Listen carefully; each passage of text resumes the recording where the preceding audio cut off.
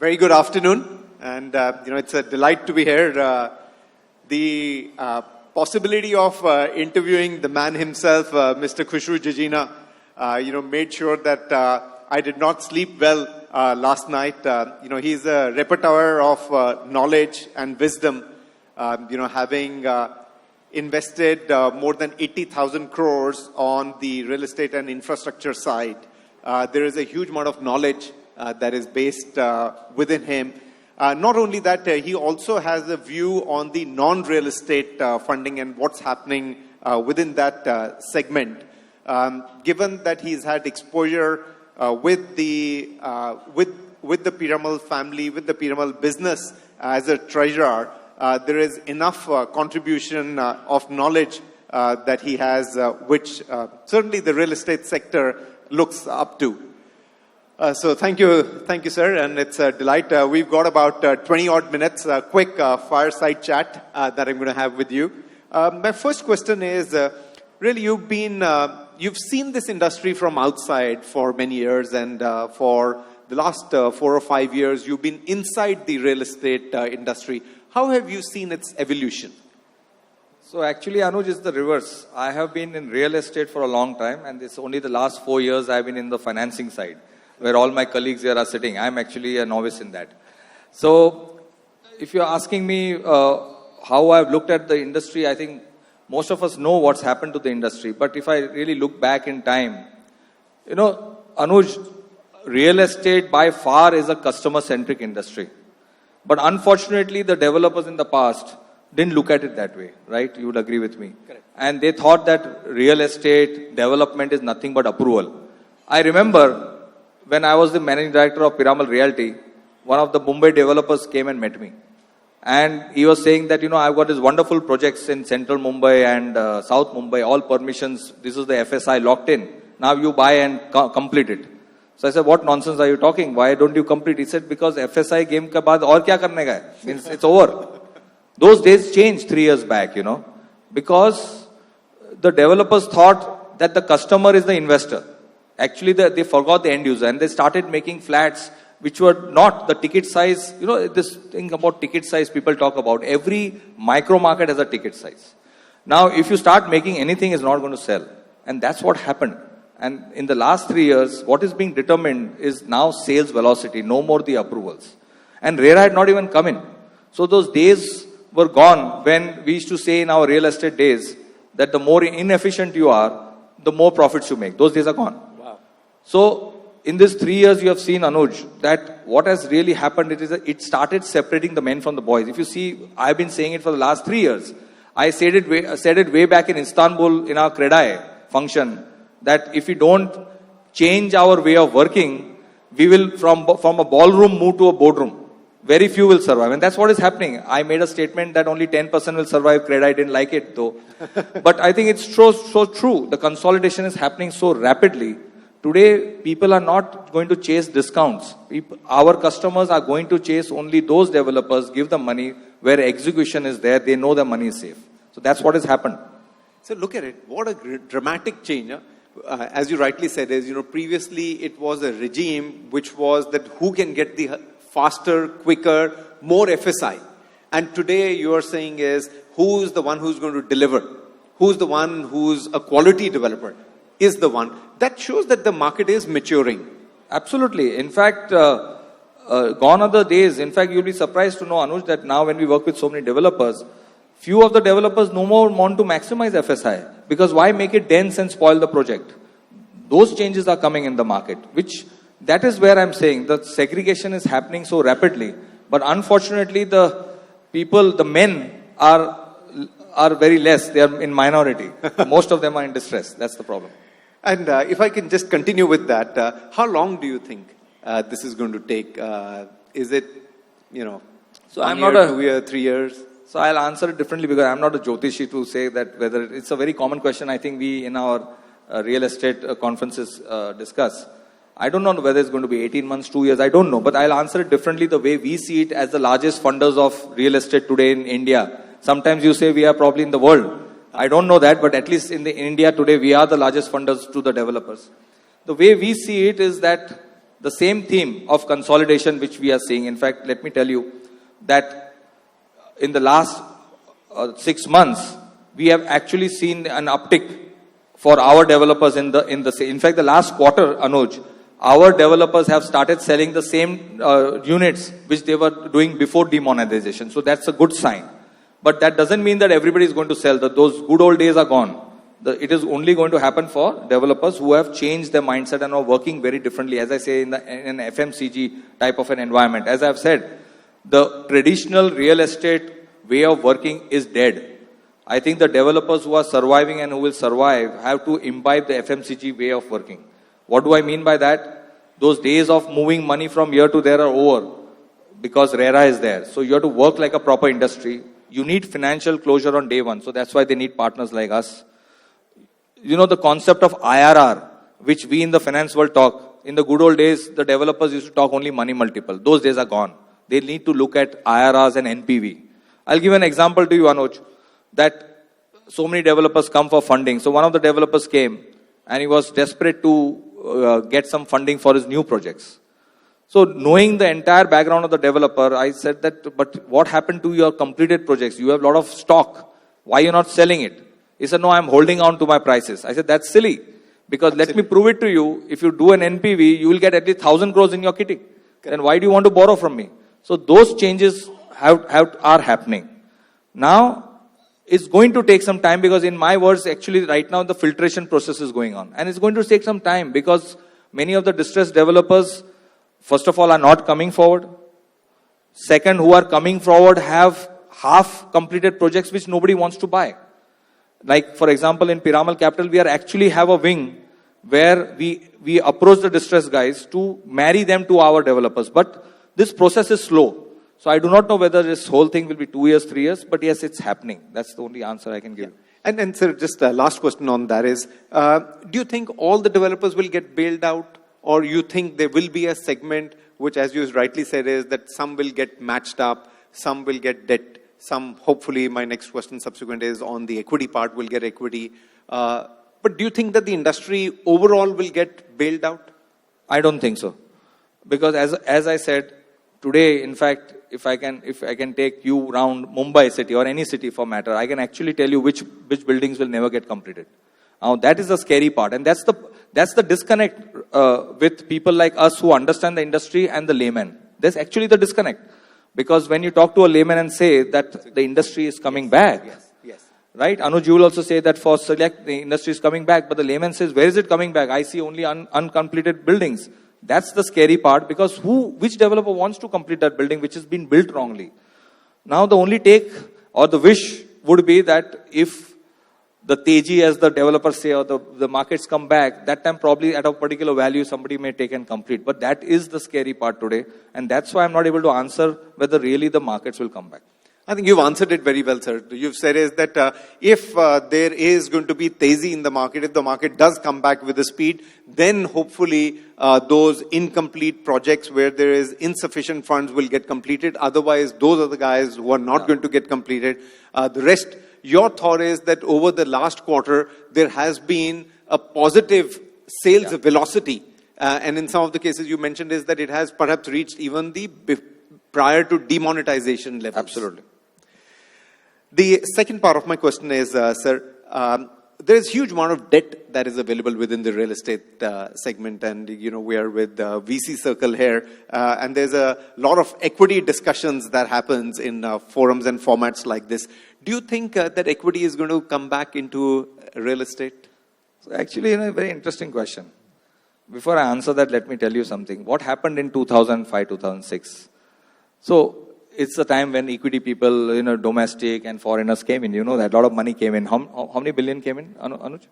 So I'm sure we'll be able to tell you. But last I knew was 500 funds who had come in at the 2007 level, and said less than 30 remained. Absolutely. So what happened there? I just spent 2 minutes on that before I answer your question. So what happened there? Everybody came in with one, I would say, India shining, PowerPoint presentation. Real estate is not a 60,000 feet type of you have to be really local. So I blame actually both. I've said this many times. One, the developers were evolving. They were making few lakhs square feet of buildings anywhere in India. Some here, some there. Then you have this huge foreign funds coming and saying, "Hey, you guys, you all are not thinking big. You all have to buy over entire land parcels, buy India, buy this, do that." I remember seeing assumptions of some developers that they will do execution of 40 million square feet per year. What had they delivered before? And they would have probably done 4 lakh. And today, even the best developer in India does not more than 5 to 6 million. So these type of silly things happen, and then you know what happened. Coming to today's what is happening. First of all, to answer your question differently, I think you supposing you're asking me for the real residential sector, because for the commercial sector it has come. Very good point. Yes, right? Commercial sector it has come. Absolutely. Because you see large sovereign funds playing that game. I see the same theme playing out even in residential, that we won't have 500 funds coming. There will be very serious, deep-pocketed guys. For example, look at my partnership with Ivanhoe. It's a sovereign fund of Canada. We have started putting equity already into works. But unfortunately, there is a dearth of capital. Now in affordable, you do have HDFC is doing. So the slow and steady it is coming. But real estate actually requires equity. It doesn't require so much of debt, because when you buy land, you require equity. But unfortunately, there's always a double whammy. Now things are not great. This is my way of looking at it. I don't think the foreigners are coming in a hurry, because you still have 2019 elections. So I'm sure they'll wait for that. If I look at it as a businessman, this is the right time to enter, because this is the lowest point. For an equity upside for a 7 to 8 year, this is the right time. But I'm assuming that the foreigners are not going to come. They'll wait for the things to go up, and then they will come, and again there'll be some problem.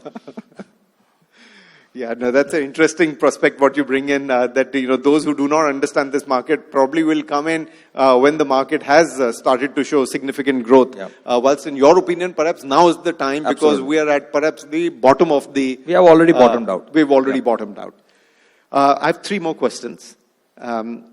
The market share of HFCs and NBFCs has grown very rapidly over the last few years.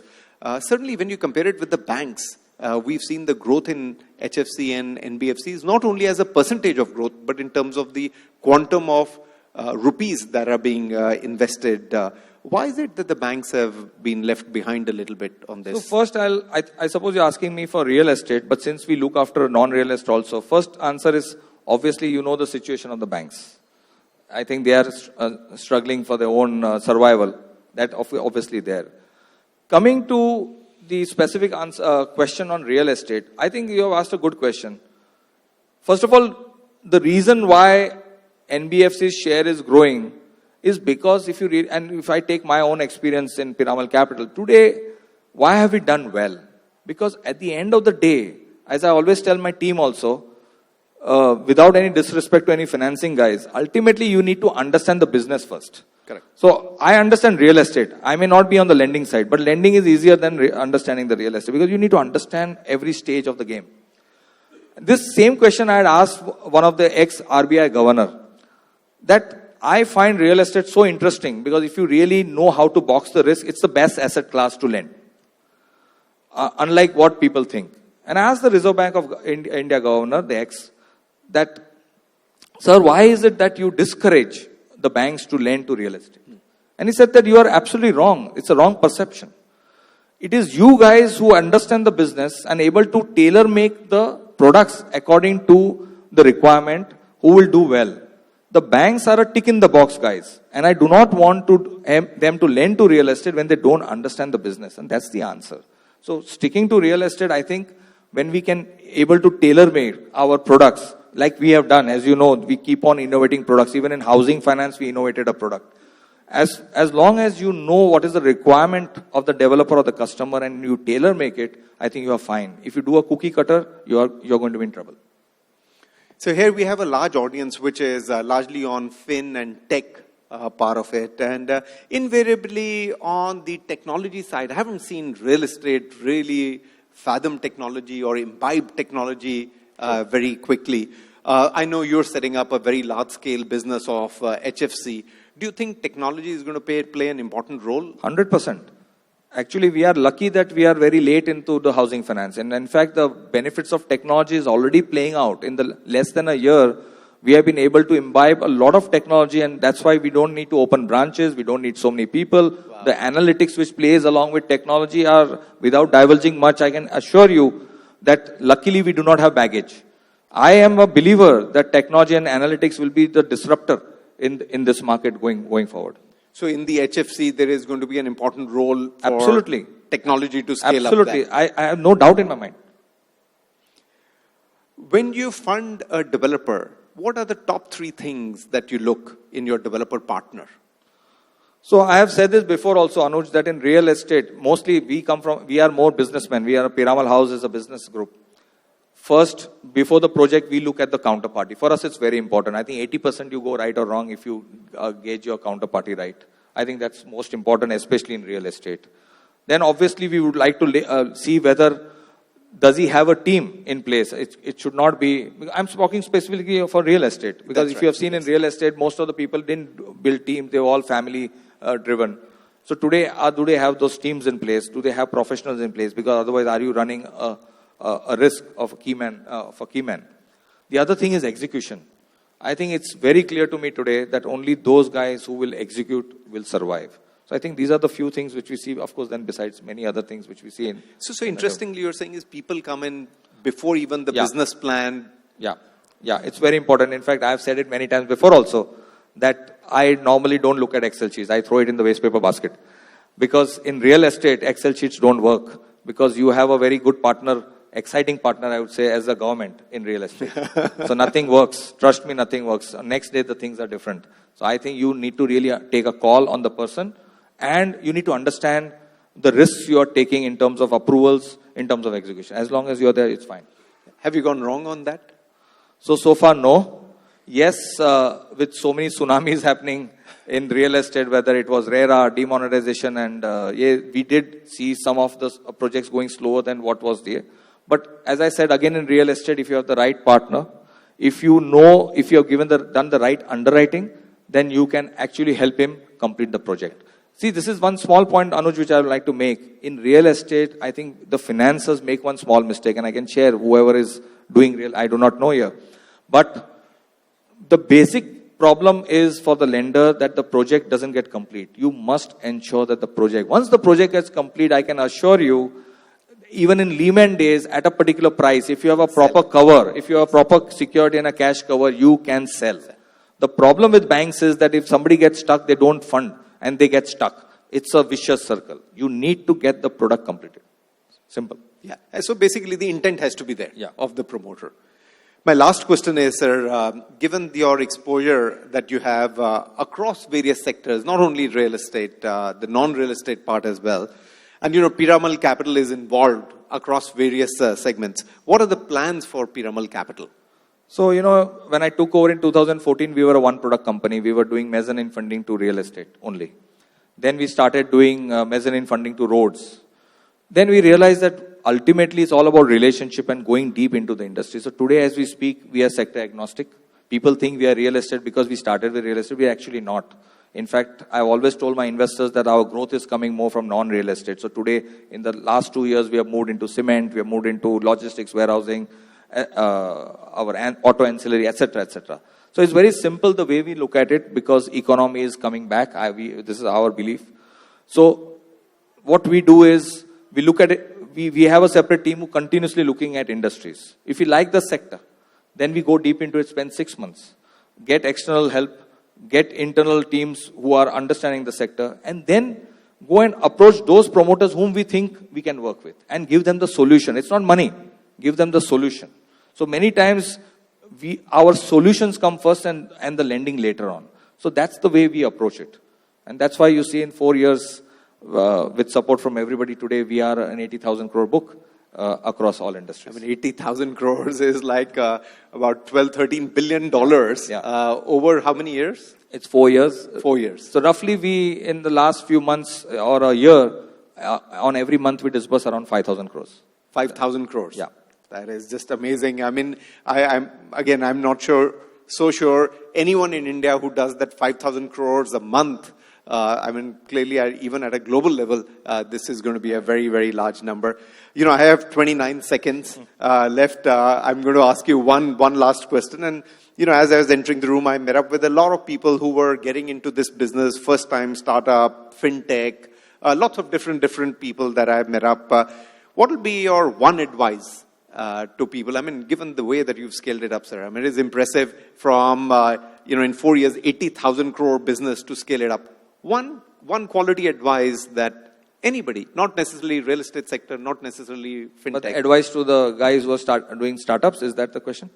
Startups or as a business, what is the one advice that you'll give for being so successful as you are? So it's not one, I'll say a couple of them.